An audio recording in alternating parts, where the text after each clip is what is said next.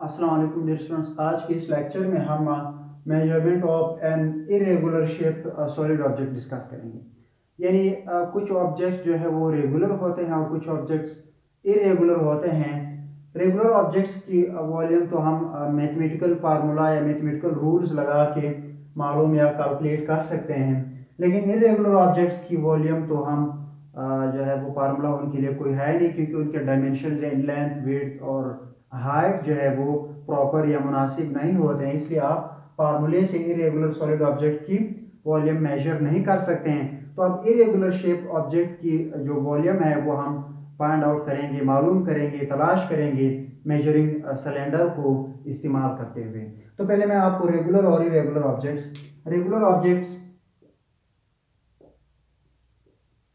Regular solid objects,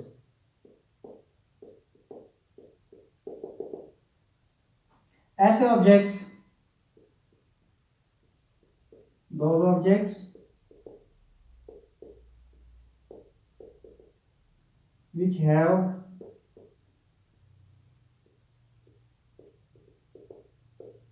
definite or fixed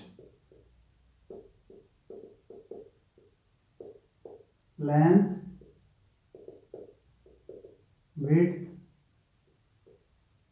height, radius, etcetera. ऐसे object जिनकी मखसूस या खास फिक्स और डिफाइनाइट लेंथ, विड्थ, हाइट और रेडियस होगी, उनको हम रेगुलर ऑब्जेक्ट्स कहेंगे। अब रेगुलर ऑब्जेक्ट्स की जो है आप वॉल्यूम मेजर कर सकते हैं या कैलकुलेट कर सकते हैं बाय देयर रिलेवेंट फार्मूला। देखें, आपके पास एक क्यूबाइड है। आप जानते हैं जब लेंथ, विड्थ और हाइट बराबर ना हो तो उस थ्री डायमेंशनल ऑब्जेक्ट को हम क्यूबाइड कहते हैं। और क्यूबाइड में क्या बात है कि क्यूब में लेंथ, विड्थ और हाइट तीनों बराबर हो जाते हैं। तो ये क्यूबाइड है। Let's suppose that is length, that is width and that is height. अब इस क्यूबाइड के अगर आप वॉल्यूम मालूम करना चाहें तो v is equal to length multiply by width multiply by height. तो आप मालूम कर सकते हैं by using mathematical formula. So this is a regular object. इसी तरह आपके पास एक स्फीयर है। इस स्फीयर की एक प्रॉपर क्या है, रेडियस है। इस रेडियस को कैलकुलेट करके आप स्फीयर की वॉल्यूम मालूम कर सकते हैं by using formula 4/3 pi r cube. 4/3 constant, pi constant, 22 divided by 7। सो अब ये आर कैलकुलेट करके इस फार्मूले में पुट करके मल्टीप्लाई और डिवाइड करके आप इसकी वॉल्यूम मालूम कर सकते हैं। तो इसके क्या है, डायमेंशन है। तो ये क्या हुआ, रेगुलर ऑब्जेक्ट। इसी तरह आपके पास पैरेललोग्राम है, पैरेललोपिप्ट है और भी बहुत सारी चीजें हैं जिनकी वॉल्यूम आप मालूम कर सकते हैं। क्यूब है जिसकी आप मालूम कर सकते हैं v is equal to l cube, volume of the cube, l is the side length. अब इस तरह के ऑब्जेक्ट्स जिनकी खास फिक्स लेंथ, विड्थ, हाइट या रेडियस एक्सेट्रा हो, इनकी वॉल्यूम आप मालूम कर सकते हैं by using their formulas, mathematical formulas या मैथमेटिकल रूल्स। अब अगर आपके पास इरेगुलर ऑब्जेक्ट्स है, देखें ये आपके पास ऐसा कोई ऑब्जेक्ट है। अब इसकी ना तो कोई खास फिक्स लेंथ है, ना तो कोई खास फिक्स विड्थ मालूम है, ना तो कोई खास फिक्स रेडियस है, ना तो कोई खास फिक्स हाइट है, इसीलिए कि हाइट कुछ और है। ठीक है, तो अब इस तरह की चीजों की वॉल्यूम आप कैसे मालूम कर सकते हैं।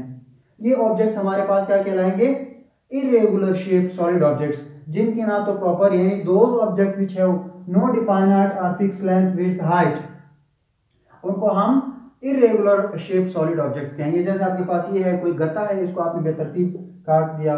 कोई और चीज है, पत्थर है जो आपके पास ना तो कंप्लीटली गोल होगी, ना तो कंप्लीटली रेक्टेंगुलर होगी, ना तो कोई और चीज होगी। इस तरह सॉलिड ऑब्जेक्ट्स की आप वॉल्यूम कैसे मालूम करेंगे, यहाँ पर हम ये टेक्निक पढ़ेंगे। तो ये हमने डिस्कस कर दिया कि रेगुलर और इरेगुलर शेप सॉलिड ऑब्जेक्ट्स क्या होते हैं। और रेगुलर के लिए तो हम फार्मूलाज यूज कर लेंगे, लेकिन इरेगुलर शेप सॉलिड ऑब्जेक्ट के लिए हम क्या करेंगे, वो यही टेक्निक है, measurement of an irregular solid object using measuring cylinder. तो यहां पर मैं मेजरिंग सिलेंडर ड्रा कर देता हूं। ये इस मेजरिंग सिलेंडर की टिप है फर्स्ट। ये इसकी स्केल है, वर्टिकल रीडिंग्स इसके ऊपर लिखे हुए होते हैं। पहला स्टेप नंबर यानी measurement of the irregular shape solid objects, the following point has to be followed, मतलब पॉइंट्स को आपको फॉलो करना पड़ेगा। Take a suitable measuring cylinder, एक मुनासिब मेजरिंग सिलेंडर ले लें। मुनासिब लफ्ज कहने का मतलब ये है कि ऐसा सिलेंडर ले लें, यानी इतने साइज का सिलेंडर ले लें कि आपकी जो इरेगुलर सॉलिड ऑब्जेक्ट है वो इसके अंदर आप इमर्स कर सके, यानी पानी के अंदर डबो सके। ऐसा ना हो कि आपने इतना इरेगुलर शेप पत्थर लिया हुआ है और मेजरिंग सिलेंडर के अंदर वो जो है आप उसको अंदर डाल ही नहीं सकते, तो ये सुटेबल नहीं है। आप इतना मेजरिंग सिलेंडर ले लें ताकि वो आप इरेगुलर शेप सॉलिड ऑब्जेक्ट की जो वो आप वॉल्यूम मेजर करना चाहते हैं वो इसके अंदर जो है वो आसानी के साथ आप उसको डबो सकें। Take a suitable measuring cylinder, fill it to a certain point with liquid, आप इनको एक मखसूस पॉइंट तक 2/3 कर दें अमूमन, ठीक है, 2/3 यानी 3 हिस्सों में से आप 2 हिस्से फिल कर दें इसमें से। अब ये फिल करने के बाद आपने यहाँ पर कोई सॉलिड जो है कोई लिक्विड जो है पोर कर दिया, यानी कोई लिक्विड आपने इसके अंदर भर दिए या डाल दिए। अब उसके बाद इस वॉल्यूम को आप नाम दे दें, that is V1। Take a suitable cylinder, pour the water inside the measuring cylinder and name this volume of the liquid inside the cylinder as V1. This is the initial volume. क्या है ये initial volume है, यहाँ से लेके यहाँ तक इसको हमने V1 नाम दे दिया। अब उसके बाद जिस इरेगुलर शेप सॉलिड ऑब्जेक्ट की आपने वॉल्यूम मेजर करनी है उसको आप इस पानी के अंदर इमर्स कर दें। ये जो आप इरेगुलर शेप सॉलिड ऑब्जेक्ट ले रहे हैं इसके कुछ कैरेक्टरिस्टिक्स हैं, वो ये है, ये यही सिलेंडर है, ठीक है, ये यही है, ये जो वन शक्ल है इसकी दूसरी शक्ल है। इसको आपने क्या कर देना है, ये इसके रीडिंग्स हैं, ठीक है, वर्टिकल स्केल है इसकी, यहाँ तक आपने इसको क्या कर दिया। अब इसके अंदर आपने इसी पानी से फिल किए हुए सिलेंडर के अंदर आपने क्या कर दिया, यहाँ पर एक इरेगुलर शेप सॉलिड ऑब्जेक्ट, ये इरेगुलर शेप सॉलिड ऑब्जेक्ट है जिसको आपने क्या कर दिया, जिसकी वॉल्यूम आपने मालूम करनी है, इसको आपने क्या कर दिया, उठा के इसके अंदर डाल दिया।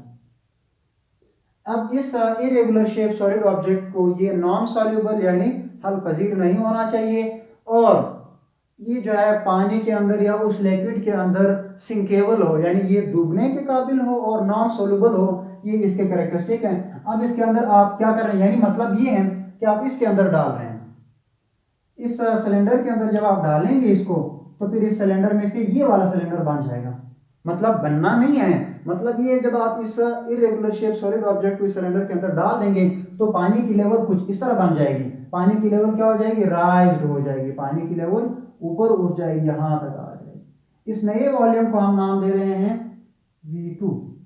इस नए वॉल्यूम को हम नाम दे रहे हैं V2। कहाँ से कहाँ तक, यहाँ से लेके यहाँ तक। इनिशियली आपने इसमें पानी डाल दिए थे, फिर बाद में जब आपने इरेगुलर शेप सॉलिड ऑब्जेक्ट डाल दिया इसकी वॉल्यूम ऊपर उठ गई। कहाँ से कहाँ तक, देखें, पहले इसकी ये लेवल थी, यहाँ ये वाली लेवल थी, अब इसके वॉल्यूम में इतनी सी चेंज आ गई। तो ये चेंज क्यों आ गई, ये बुनियादी तौर पर ये पत्थर या ये सॉलिड ऑब्जेक्ट डालने की वजह से आ गई। इसका ये मतलब हुआ ये जो चेंज है, ये पानी की ये जो स्पेस ऊपर उठ गई, पानी की ये जगह, ये बुनियादी तौर पर यहाँ पर जो पानी अब मौजूद थी, इन पानी की जगह जो है इस इरेगुलर सॉलिड ऑब्जेक्ट ने ऑक्युपाई कर ली और पानी को ऊपर उठना पड़ेगा।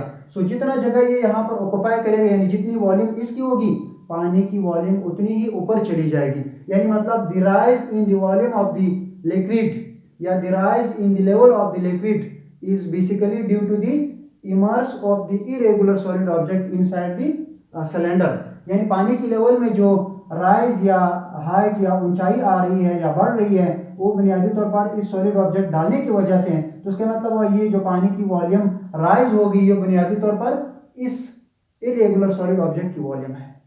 तो आप जरा देखें, ये पानी की लेवल जितनी राइज होगी उस वॉल्यूम को हम नाम दे देंगे V। यहां से यहां तक की वॉल्यूम कितनी है, V है।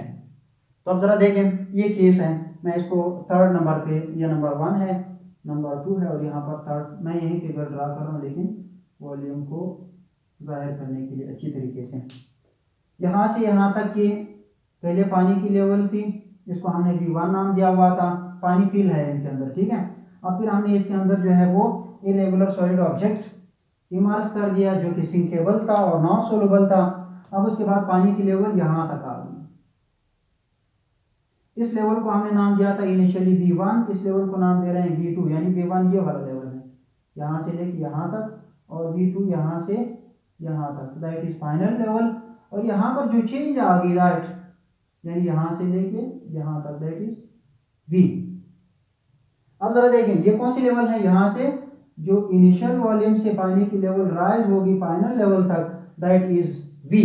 अब जरा इसकी वॉल्यूम कैलकुलेट कर देते हैं कि वॉल्यूम हम कैसे मालूम करेंगे। जरा देखें इसको, initial volume plus change in volume is equal to final volume.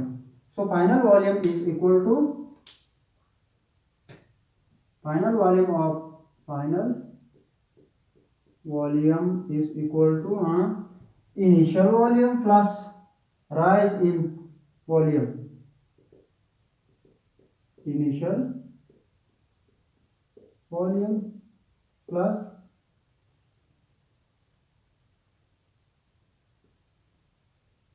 change in volume. Change in volume. Final volume is equal to initial volume plus change in volume. अब final volume क्या है, यहां से लेके यहां तक V2 है, that is V2 is equal to, V2 is final volume, initial volume क्या था, यहां से लेके यहां तक V था, V1 था। उसके बाद change in volume क्या है, V है, प्लस V। अब जरा देखें, दोबारा जरा देखें, फाइनल वॉल्यूम यहां से लेके यहां तक पानी की जो आखिरी लेवल है, that is final volume, initial से लेके यहां तक। इनिशियल वॉल्यूम यहां से लेके V1 तक, यानी बॉटम से लेके जो इनिशियल का मतलब ये है कि ये इरेगुलर सॉलिड ऑब्जेक्ट डालने से पहले पानी की जो लेवल थी वो V1, इरेगुलर सॉलिड ऑब्जेक्ट डालने के बाद पानी की जो लेवल है V2। अब V1 से V2 तक जो वॉल्यूम राइज होगी, जो चेंज आ गया, वो क्या है, V है। तो यही कुछ मैंने यहाँ पर लिखा। अब हमें ये राइज लेवल चाहिए, यानी पानी की वॉल्यूम में चेंज कितनी आ गई इरेगुलर ऑब्जेक्ट डालने की वजह से, तो वो क्या है, V है। तो हमें V निकालनी है। तो V2 इसको जब इधर लेके आएंगे तो क्या बन जाएगा, इक्वलिटी की साइड के ऊपर V1 is equal to V, या हम इसको ऐसे भी लिख सकते हैं। जरा देखें इसी चीज को, V is equal to V2 minus V1। ये फार्मूला होगा इरेगुलर सॉलिड ऑब्जेक्ट की वॉल्यूम मालूम करने के लिए, यानी final volume minus initial volume is equal to change in volume, and this change in volume is due to the immersed irregular shaped solid object, and that is the volume of the same object। यानी आपने पता, suppose मैं आपको और बता देता हूँ, फिर यहाँ पर एक एग्जांपल भी प्रूव करवा देता हूँ। सपोज आपने किसी सिलेंडर के अंदर पानी फिल कर दिए हैं, वो 10 मिलीलीटर है। अब 10 मिलीलीटर आपने नोट कर लिया V1, उसके बाद आपने जिस इरेगुलर सॉलिड ऑब्जेक्ट की वॉल्यूम मालूम करनी है, उसको आपने सिलेंडर के अंदर डाल दिया। फिर पानी की लेवल क्या हो जाएगी, ये डालने की वजह से पानी की लेवल ऊपर चली जाएगी। सपोज ये जो वॉल्यूम ऊपर चला गया, ये दूसरा वॉल्यूम कितना है, 15 ml है, यानी 15 मिलीलीटर है। अब ये कितना चेंज आ गया, 15, यानी final volume minus initial volume 10 ml। So change कितना आ जाएगा, 15 minus 10, that is 5 ml। 5 ml is basically V, and this is the volume of the immersed object inside the cylinder। तो यहाँ पर एक मिसाल ले ली, मैं आपको यही मिसाल यहाँ पर समझा देता हूँ। सपोज ये मेरे पास एक सिलेंडर है, इसकी वॉल्यूम यहाँ तक कितनी थी, ये ऑब्जेक्ट डालने से पहले इसकी वॉल्यूम 10 थी। ये कितना है, V1, मैं नाम दे रहा हूँ न्यूमेरिकल वैल्यूज के तौर पर, V1 is equal to 5 ml। अब उसके बाद मैंने क्या कर दिया, इसके अंदर इरेगुलर शेप सॉलिड ऑब्जेक्ट डाल दिया। यहाँ इरेगुलर सॉलिड ऑब्जेक्ट डालने के बाद इसकी volume V2 is equal to 15 ml। कितनी बन गई, 15 ml बन गई। So V1 initial volume 15 ml, sorry इसको 10 करें ताकि डिफरेंस बने, ये थोड़ा सा कम है, 10 ml, और फाइनल कितना है, 20 ml, सॉरी 15 ml। अब आपने इस चेंज इन वॉल्यूम में चेंज कितना आया यहाँ से यहाँ तक, इसको कैसे कैलकुलेट करना है, 15, यानी V1 कितना है, 10 ml, V2 कितना है, 15 ml। चेंज आपने मालूम करना है, सो that is V2 minus V1। देखें V2 minus V1, so 15 ml minus 10 ml millilitre, so that is equal to 5 ml। अब 5 ml इस इमर्स ऑब्जेक्ट जो आपने इरेगुलर शेप सॉलिड ऑब्जेक्ट डाल दिया, 5 ml उसकी वॉल्यूम है।